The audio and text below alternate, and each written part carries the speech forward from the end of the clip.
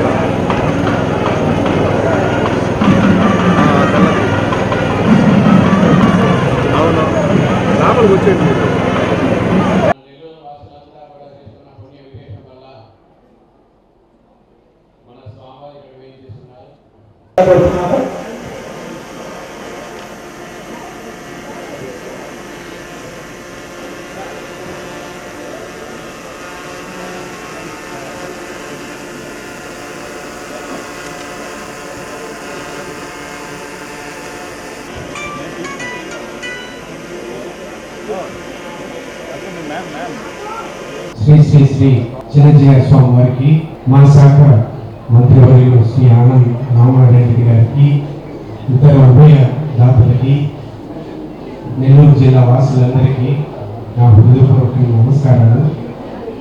నాకు ఈ ఒక పూర్వజన్మ సుకృతంగా భావిస్తా ఉన్నాను.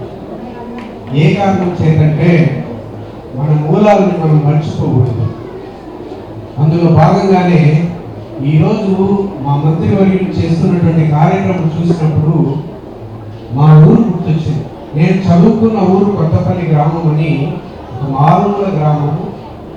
ఆ గ్రామంలో వర్షం వస్తే మాకు చదువులు, మా టీచర్లు, గురువులు రామాలయంలో తీసుకుపోయి అక్కడ చదువులు చెప్పారు. ఆ రామాలయము గత కొన్ని సంవత్సరాలుగా ధూపదీప నైవేద్యాలు లేక పాడుపడిపోయి చాలా చాలా బాధాకరమైనటువంటి పరిస్థితుల్లో ఉన్నప్పుడు భగవంతుడు నన్ను కమిషనర్గా పంపించిన తర్వాత ఆ గ్రామానికి ఏం చేయాలి అని ఆలోచన చేసినప్పుడు శ్రీ కోదండ రామాలయాన్ని చిన్నజీయర్ గారి స్వామి వారి యొక్క ఆశీస్సులతో నేను జాయింట్ కలెక్టర్గా నెల్లూరులో ఉన్నప్పుడు కడు దుర్భరమైనటువంటి పరిస్థితి నుంచి, కుటుంబం సంబంధించినటువంటి సమస్యల నుంచి స్వామివారి దగ్గర ఆశీస్సులు తీసుకున్నప్పుడు నాకు అత్యంత మేలు జరిగింది. అత్యంత సంతోషకరంగా నేను బయటికి వచ్చే పరిస్థితి వచ్చింది. దాన్ని దృష్టిలో పెట్టుకొని మరి మా పురాతనమైనటువంటి దేవాలయానికి ఫండ్స్ ఇచ్చి కోదండ రామాలయాన్ని పునర్నిర్మించుకొని ఇప్పుడు బ్రహ్మాండంగా ఊరంతా ఐకమత్యంగా అన్ని కులాల వాళ్ళు, అన్ని జాతుల వాళ్ళు ఈరోజు ధూప దీప నైవేద్యాలు పెట్టుకొని మరి పూజారిని పెట్టుకొని మరి కార్యక్రమాలు జరుపుతున్నారు. అది నాకు గుర్తొచ్చింది స్వామి. ఈరోజు సార్ చెప్తున్నారు, మా సార్ చెప్పారు ఏమనంటే, ఇది పూర్వ వైభవం రావాలి అంటే జిఆర్ స్వామి గారు వచ్చారు కాబట్టి వారి యొక్క ఆశీస్సులతో మళ్ళీ ఈ పూర్వ వైభవం వస్తుందని ఏమాత్రం డౌట్ లేదు. అనుభవించినప్పటిదాకా అట్లనే మా పాలక మండలి సభ్యులందరూ కూడా సహకారంతో వారి మద్దతుతో అందరూ రామనారాయణ రెడ్డి గారికి వాళ్ళ అభిప్రాయంగా నిలబడి సహకారం అందించి అందరూ సమర్పణ చెప్పారు. ఈ ఆలయం చరిత్ర గురించి, ఈ ఆలయం చరిత్ర గురించి చూస్తే ఇప్పటికీ రామనారాయణ రెడ్డి గారిని చక్కగా వివరించున్నారు ఆల్రెడీ. అయితే ఇక్కడ ముఖ్యంగా ఈ ఆలయంలో 140 సంవత్సరాలు పైన ఆలయం ఇది గొప్ప చరిత్ర కలిగిన ఆలయం. అట్లనే ఇక్కడ కళ్యాణాలు వేగంగా జరిగేవి. ఈ జిల్లాలో ఉన్న పెద్ద పెద్ద కుటుంబీకులు కానీ చిన్న చిన్న కుటుంబీకులు కానీ రైతులు కానీ ఎవరు కానీ కళ్యాణాలు ఇక్కడే వేగంగా జరిగేవి. ఒక్కొక్క రోజు 100 కళ్యాణాలు జరిగేవి. అంత వైభవంగా ఉండేటువంటి ఆలయం. ఇటీవల కాలంలో ఈ కళ్యాణ మండపాలు బయట కమర్షియల్గా రావడం లేదా దానివల్ల కాస్త చిన్న ఇది వైభవం తగ్గింది. సో ఈ వైభవం సంతరించుకోవాలని ప్రయత్నంతో మంత్రివర్యులు అందరం కూర్చొని ఆలోచించి ఈ ఆలయానికి పూర్వ వైభవం తప్పకుండా తేవాల్సిందే అని చెప్పి నిర్ణయం చేసుకుని వారి కృషితోటి మంచి చక్కటి బడ్జెట్ ఏర్పాటు చేసి దానికి శాంక్షన్ చేసుకొని ఈ కార్యక్రమం ముందుకు పోతున్నారు. మా దేవాదాయ శాఖ కమిషనర్ రామచంద్ర మోహన్ గారు, ఇతర దేవాదాయ శాఖ జాయింట్ కమిషనర్లు, స్థపతులు, ఇంజనీరింగ్ సిబ్బంది, ఈ ఆలయ ప్రధాన అర్చకులు, మా ప్రిన్సిపల్ సెక్రటరీ శ్రీ హరి జవహర్ లాల్ గారు ఐఏఎస్ గారు, అందరం కూడా ఈ ఆలయ పునర్నిర్మాణానికి చేయాలి అనేటువంటి దానిలో సంకల్పంతో స్వామివారిని ప్రార్థించడం జరిగింది. ఎలా చేయాలి, ఏ విధంగా చేయాలి? అత్యంత పురాతనమైనటువంటి ఆలయం ఇది. రుక్మిణి సత్యభామ శ్రీ వేణుగోపాల స్వామి ఆలయం. ఎందరో పెద్దలు దీన్ని నిర్వహించాలని చేశారు. పాలక మండలిలో ముందుకు సాగారు. ఈ యొక్క ఆలయ పునర్నిర్మాణం అంటే చాలా భక్తితో కూడుకున్నది, జాగ్రత్తతో కూడుకున్నది, అత్యంత పవిత్రమైనది అని చెప్పి మేమందరం భావించి పాలక మండలి సభ్యులైనటువంటి ఇప్పటి చైర్మన్ చంద్రబాబు రెడ్డి గారు, పెద్దలు చంద్రశేఖర్ రెడ్డి గారు, లక్ష్మీనాథ్ రెడ్డి గారు, తేజ గారు, వారందరితో కూడా కలిసి మాట్లాడాక ఆలయ పునర్నిర్మాణం చేయడానికి ఒక కార్యక్రమాన్ని రూపొందిస్తామని చెప్తే అందరూ కూడా దీనికి మీరే ముందుండి నడిపించండి, మాకంతా కూడా కొంత ఇందులో అనుభవం తక్కువ, మీకైతే అధికార యంత్రాంగం అంతా ఉంది, స్వామివారు మీరు ఎప్పుడు కావాలంటే అప్పుడు దీనికి సమయం ఇచ్చి అందరినీ మరియు మార్గనిర్దేశం చేయడానికి అవకాశం ఉంటుందని చెప్పి వారందరూ కూడా కోరడం జరిగింది. అందరి యొక్క అభిప్రాయాలు తెలుసుకున్న తర్వాత దేవాదాయ శాఖ ద్వారా పునర్నిర్మాణం చేసుకుని స్థపతులను, ఇంజనీరింగ్ సిబ్బంది, మా జాయింట్ కమిషనర్లు అందరినీ కలిపి ఈ ఆలయానికి 1-2-3 సార్లు రావడం, ఇక్కడ ఉన్నటువంటి పెద్దలందరినీ కూడా కలవడం, ఆధ్యాత్మికంగా గతంలో అత్యంత ప్రభావితమైనటువంటి ఆలయం ఈ ఆలయం. ఎందుచేతనో కొంత సమయం నుంచి ఈ ఆలయానికి కొంత కళ తగ్గింది, తిరిగి కళ రావాలి. ఇది మా పూర్వీకులందరూ కలిసి చేసిన కృషి. ఇది ఇలా పడకూడదు, ఎక్కువ మంది భక్తులు రావాలి, ఇది సామాన్య పేద వర్గాలకు సంబంధించిన ఆలయం అని చెప్పి మేమందరం కూడా భావించి అధికారులతో మాట్లాడినప్పుడు స్వామివారి కృపతో గౌరవనీయ ముఖ్యమంత్రి శ్రీ చంద్రబాబు నాయుడు గారి ఆశీస్సులతో నేను ఇప్పుడు దేవాదాయ శాఖ మంత్రిగా ప్రమాణ స్వీకారం చేసి ఈ రాష్ట్రంలో ఉన్నటువంటి 27,000 ఆలయాలని మరి తిరిగి పరిపూర్ణతను సాధించే కార్యక్రమానికి బాధ్యత చేశారు. ఇంతటి తుఫాన్లో స్వామివారికి అన్ని మర్యాదలు నేను చేయగలను లేదో అనేటువంటి బాధ భయం నాకున్నది. రాత్రి వెళ్ళి ఇలా ఉంది పరిస్థితి, ఎక్కడికక్కడ రోడ్లు కూడా ఆపేస్తున్నారు ఈ తుఫాన్ కారణాన. మరి రేపటి కార్యక్రమం నిర్వహించే బాధ్యత మరి నా మీద ఉంది. ఎలా చేయగలనో తెలియదు, తప్పులుంటే మన్నించండి అని చెప్పి రాత్రే వారికి విన్నట్టు చేయడం జరిగింది. ఆయన అన్నారు, నువ్వు వెళ్ళు ప్రశాంతంగా, రేపు ఉదయం నీ కార్యక్రమం నేను దగ్గరుండి జరిపిస్తాను, ఏ మాత్రం కూడా అనుమానం లేదు, ఇది ఆ వేణుగోపాల స్వామి కార్యక్రమం, ఇది తప్పకుండా విజయవంతం అవుతుంది, నేనున్నాను కదా పక్కన అని వారు దీవించి పంపించారు.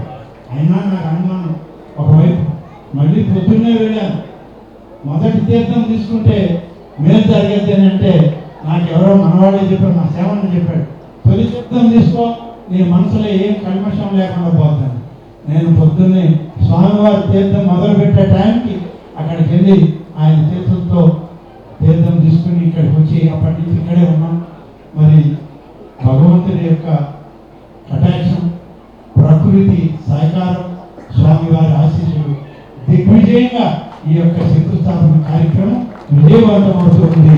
స్వామివారి ఆశీస్సులు మనందరికీ ఎప్పుడు ఉండాలని చెప్పి కోరుకుంటూ, నిరంతరం ఈ ఆలయం ఇది సామాన్య ప్రజలు స్వామివారికి నేను గతంలో కూడా చెప్పాను, ఆలయం కట్టిన తర్వాత ఈ ఆలయం కేవలం ఏదో కొంతమంది భక్తులకి లేకుంటే గొప్ప గొప్ప వాళ్ళకి ఆలయం కాదు, సామాన్యులు మధ్యతరగతి కుటుంబాలు వీళ్ళందరికీ ఇది ఆలయం. స్వామి తొలి దళితుల ప్రవేశం చేసిన ఆలయం కూడా ఆనాడు పెద్దలు ఇది చేయించారు అని చెప్పి చెప్పడం జరిగింది.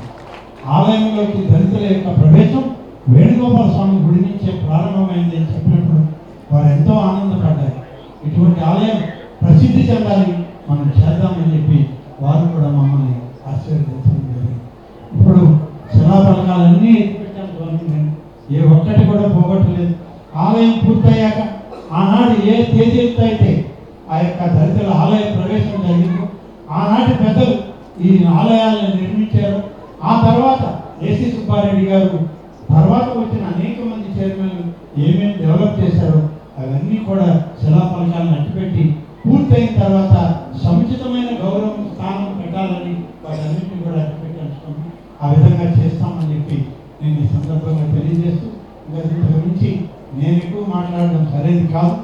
మా దేవాదాయ శాఖ ప్రిన్సిపల్ సెక్రటరీ శ్రీ హరి జవహర్లాల్ గారు వచ్చారు, వారిని మాట్లాడమని కొన్ని మాటలు చెప్పమని చెప్పి కోరుతాం. ఇది మా దేవాదాయ శాఖకు సంబంధించిన కార్యక్రమం. వారు ప్రధానంగా తిరుమలలో నిన్న టీటీడీ బోర్డు సమావేశం చూసుకుని వెంటనే వారు ఇక్కడికి వచ్చారు, సంతోషం. వారిని కూడా దీన్ని చేయమని, వారు ఇంతకుముందు దేవాదాయ శాఖ కమిషనర్గా చాలా కాలం పనిచేశారు, ఐఏఎస్ అధికారి, గవర్నర్ గారి ప్రధాన కార్యదర్శిగా కూడా వారు పనిచేసి ఇప్పుడు మళ్ళీ ఈ దేవాదాయ శాఖ ప్రిన్సిపల్ సెక్రటరీగా వచ్చారు. వారిని 4 మాటలు చెప్పాల్సిందిగా నేను ఈ సందర్భంగా స్వామివారి ఆశీస్సులతో కోరుతాను. చందన స్వర్ణ మందిర్లో దసరా దీపావళి బంగారు వెలుగులు, ఆశ్చర్యం కొరిపే ఆఫర్స్, అదృష్టాన్నిచ్చే బంగారు ఆభరణాలతో మెగా గోల్డ్ సేల్. బంగారు ఆభరణాలపై సవరుకు 4,000 రూపాయల వరకు భారీ తగ్గింపు. బంగారం లాంటి ఆఫర్ మీ చేతిలో. బంగారు ఆభరణాలపై తరుగు 3% నుండి, వడ్డాణాలపై తరుగు 10% నుండి. మీ పాత బంగారం మార్పిడిపై ప్రతి గ్రాముపై 100% వాల్యూ పొందండి. బంగారు ఆభరణాలపై అతి తక్కువ తరుగు మంజూరీ లేదు. సిల్వర్ రెగ్యులర్ ఆర్టికల్స్ పై తరుగు లేదు, మంజూరీ లేదు. ఎక్స్క్లూజివ్ వెడ్డింగ్ కలెక్షన్స్ పై అతి తక్కువ తరుగుతో పాటు కని విని ఎరుగని అదృష్టాలు మీ సొంతం. ప్రతి 5,000 రూపాయల కొనుగోలుపై కూపన్ పొంది daily draw, weekly draw, bumper డ్రాలలో విలువైన బహుమతులు గెలుపొందండి. విచ్చేయండి. చందన స్వర్ణ మందిర్, ఆర్టీసీ బస్టాండ్ ప్రక్కన, సూళ్లూరుపేట మరియు ఏరియా హాస్పిటల్ రోడ్, ఆదోని.